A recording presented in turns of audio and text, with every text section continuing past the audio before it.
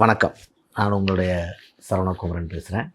ஆப்கானிஸ்தானில் ஒரு செய்தி ரீசெண்டாக 80,000 பேர் முன்னிலையில் தனது குடும்பத்தினர் 13 பேரை கொன்ற ஒரு குற்றவாளியை ஒரு 13 வயசு சிறுவன், ஒரு மாஸ் மர்டரர், அதில் இவர் மட்டும்தான், அந்த குழந்தை மட்டும்தான் எஸ்கேப் ஆகுது. 80,000 பேர் முன்னிலையில் அவர் சுட்டு கொள்றாரு. இது மரண தண்டனை. இப்போ மரண தண்டனை ஒவ்வொரு நாட்டிலையும் ஒவ்வொரு மாதிரி இருக்குது. இப்போ இந்தியாவில் தூக்கு போடுற ஒரு மரண தண்டனை இருக்குது, சைனாவில் ஷூட் பண்ணுற மரண தண்டனை இருக்குது, விஷ ஊசி போடுற மரண தண்டனை இருக்குது, அமெரிக்காவில் எல்லாம் உண்டு. இருக்கிறதுல ரொம்ப ஹார்பிள் கம்மியானது தூக்கு தண்டனை அப்படின்னு ஒரு கருத்து இருக்குது. ஆப்கானிஸ்தான் போல நாடுகளில் இந்த மாதிரியான மரண தண்டனை இருக்குது. அதாவது பல்லுக்கு பல் கண்ணுக்கு கண் அப்படிங்கிற மரண தண்டனை. ஸோ 80,000 பேருக்கு முன்னாடி இது நடக்கும் பொழுது, இன்னொன்று நீங்கள் கேள்விப்பட்டிருப்பீங்க, இந்த கல்லால் அடித்து கொள்கிற பொதுமக்கள்லாம் சேர்ந்து கல்லால் அடித்து கொள்கிற சில தவறுகளுக்கு அந்த மாரியும் அவங்க பண்ணுவாங்க. இதில் எது சரியான மெத்தடு அப்படிங்கிற ஒரு டிஸ்கஷன் ஒரு ஆண்டுகளாக, அதாவது 1000 ஆண்டுகளாக நடந்துட்டு இருக்கு. சால்மன் கோட்லேருந்து இன்னைக்கு வரைக்கும் இருக்கிற நிறைய விஷயங்கள், இன்னைக்கு இருக்க மாடர்ன் கான்ஸ்டியூஷன் வரைக்கும். ஸோ ஒவ்வொரு இந்த பனிஷ்மெண்ட்டில்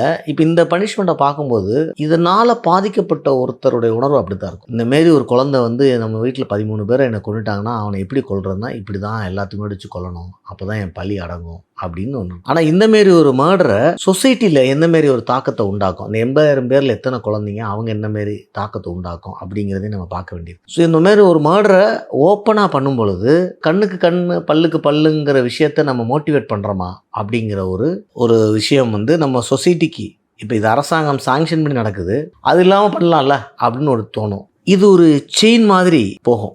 மக்களுக்கு முன்னாடி நடக்கும்போது ஒரு ஃபியர் ஃபேக்டர் கண்டிப்பாக வரும். இப்படி தப்பு பண்ணால் இத்தனை பேர் முன்னாடி வச்சு நம்ம சுட்டு கொள்ளுவாங்க, கல்லை விட்டு எறிவாங்கன்னு ஒரு ஃபியர் வரும். ஸோ இந்த மாதிரி தண்டனைகளில் பயம் அதிகமாக உருவாகும். பாதிக்கப்பட்டவங்க உண்மையிலே கொஞ்சம் ஹாப்பி ஆவாங்க. ஏன்னா எப்பயுமே பாதிக்கப்பட்டவங்களுக்கு கோபம் அதிகமாக இருக்கும். ஆனால் பொதுமக்கள் எப்படி பார்ப்பாங்கன்னா, ஒரு ஓவரால் ஜட்ஜ்மெண்ட்டில் அது உண்மைதான், இருந்தாலும் இப்படி தானே ஒரு சிவிலைசைஸ் சொசைட்டி பண்ணணும்னு கொண்டு போவாங்க. ஸோ இந்த அடிப்படையில் பார்க்கும்போது நம்மளுடைய சட்டங்கள், நம்மளுடைய விஷயங்கள் தான் சரின்னு என்னோட பார்வை இருக்குது. இது மாதிரி தண்டனைகள் இந்தியாவிலேயும் ஆரம்ப காலகட்டங்களில் இருந்திருக்கு. இன்றைக்கி நம்ம பல விதமாக ஒரு மாதிரி ஐரோப்பியிலும் உண்டு இருந்திருக்கு.